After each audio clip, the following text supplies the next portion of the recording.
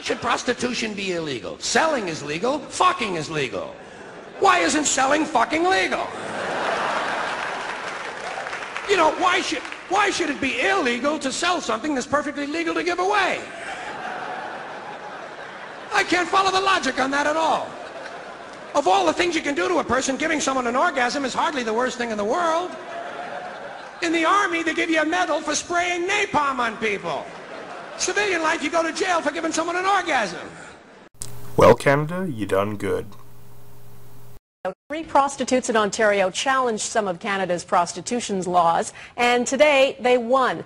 An Ontario Superior Court justice ruled that key sections of a law meant to protect sex trade workers actually puts them in harm's way. Mike Drolet joins us with more on what could be a precedent-setting decision. Mike? Donna, the plaintiffs have been fighting these laws since the 1990s, and truth be told, they didn't think they were going to win. In fact, they were so certain they were going to lose, they didn't prepare any victory remarks. Lightning bolts will not hit the sidewalk. There won't be frogs all over. Tell that to conservatives. While prostitution itself is not illegal in Canada, almost everything associated with it has been. Until now.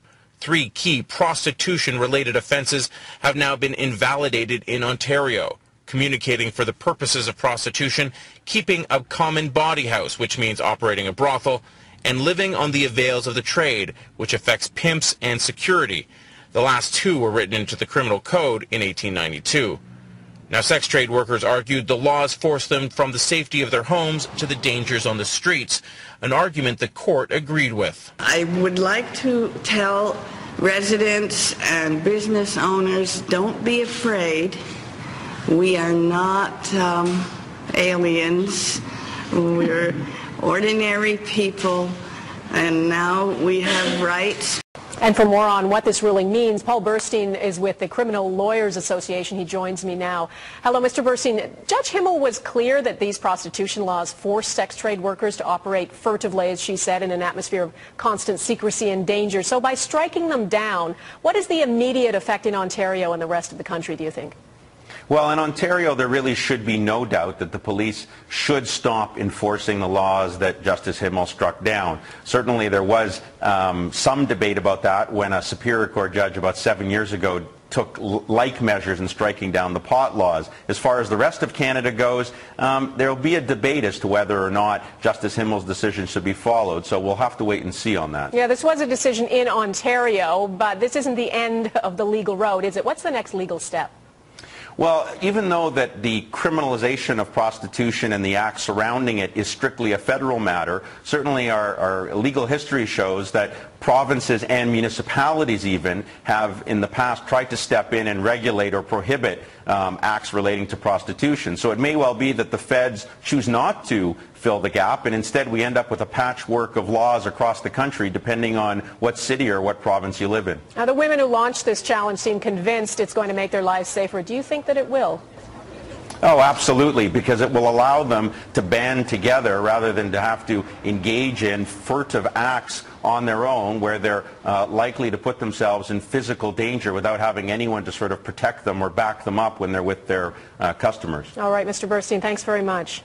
So, this past Tuesday, September 28th, the Canadian Superior Court Justice Susan Himmel decided that harm reduction was far more important than pride in antiquated judgmental values, and struck down 3 provisions of Ontario's criminal code as being unconstitutional, specifically those relating to prostitution. To quote Judge Himmel, "I find that the danger faced by prostitutes greatly outweighs any harm which may be faced by other members of the public." So, the 3 provisions that were struck down were: Number 1, communicating for the purposes of prostitution, also known as solicitation. Number 2, living off the avails of prostitution. And 3, operating a common body house. Now, these were overly broad legal definitions which were misapplied in any number of ways, as is usually inevitable with any sort of law.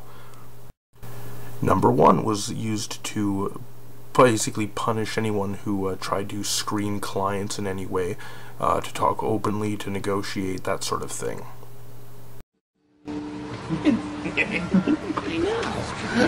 Excuse me. Yeah? What is it? I never, normally. What is it? What? It's okay. I was one. What is the matter? Why are you so nervous, eh? What is it you want? Huh? Well, I want, Tell me, would you like this woman to have sex with you for money, eh? Is that what you would like, eh? Yeah. Well, let me introduce you, Jocelyn. I would like you to meet... I am Nat. Nat. This is Nat. Oh, thank you. Hello, Nat. How are Hello. you? So, why don't you two go together somewhere? Okay. Okay, Nat? Okay. So we go Okay. now. Okay, leave me the sock. I'll use it later. Oh, sure. Okay. What? Okay.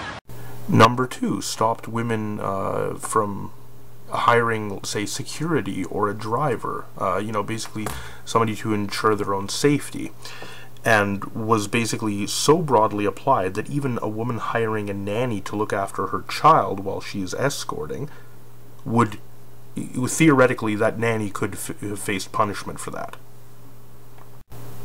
And number 3, my personal favorite, basically would limit women from working out of their own homes, because of course that would be a common body house.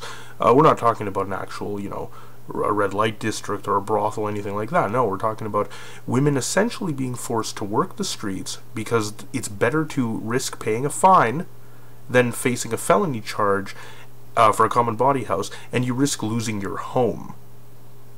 Yeah, that's helping women how exactly?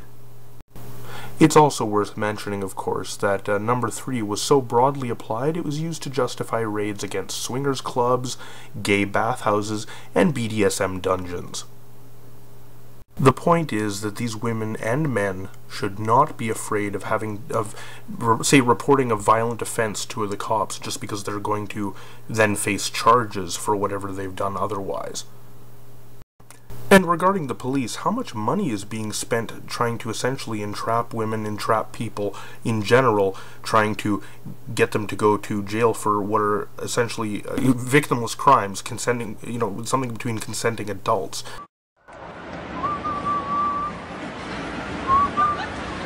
Good evening. I was wondering if I could interest either of you lovely ladies in a date. Get lost, copper.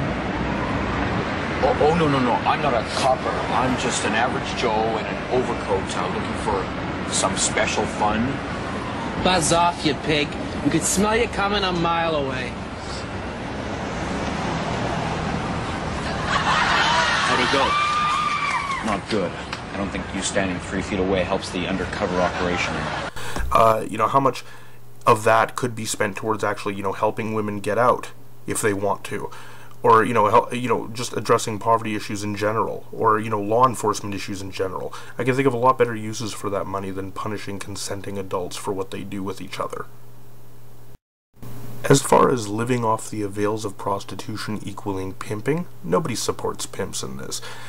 Pimps and people who are procuring, that's a legal term there, people who are procuring and people who are living off the avails of prostitutes under the age of 18 all face jail sentences still of up to 14 years in prison, so it's not going easy on them. And really, the whole point here is to destigmatize, to decriminalize, to get women banding together, maybe unionizing, to actually help each other, to get it out of the shadows again. I know there's some people that don't want that, but that's what the trend is happening. Perhaps instead of the Swedish model, we can call this one the Canadian model. I kind of like the ring of that. Look, in the end, there is no magic bullet. There is no easy fix.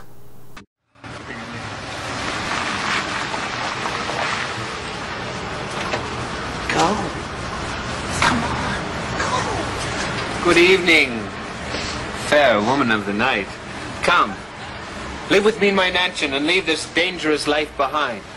I will shower you with the finest jewels and dress you in the finest clothes. You shall never want again in love or in life. No. No, wait, I meant to say yes. I meant to say yes. Oh, I can't believe it. I meant it once in a lifetime. I meant, Oh, I know. You always do that. You want to go for coffee? No. Yes, yes. Oh, come yes, on. I You meant sure? yes. Oh, there'll be lots of billionaires in your future. The point is harm reduction, you know, to help improve the lives of sex workers in general. Isn't that the point? Isn't that worth something? I certainly think it is. Excuse me, miss. Hi, I'm a film producer.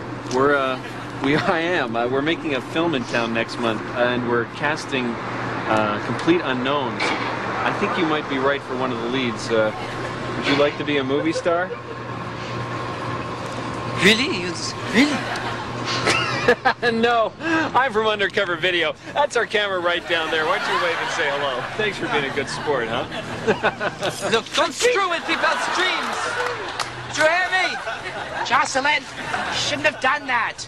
You didn't even find out what time it was on. Oh, yes. Hey, what time will it be on TV? Is it cable? What channel?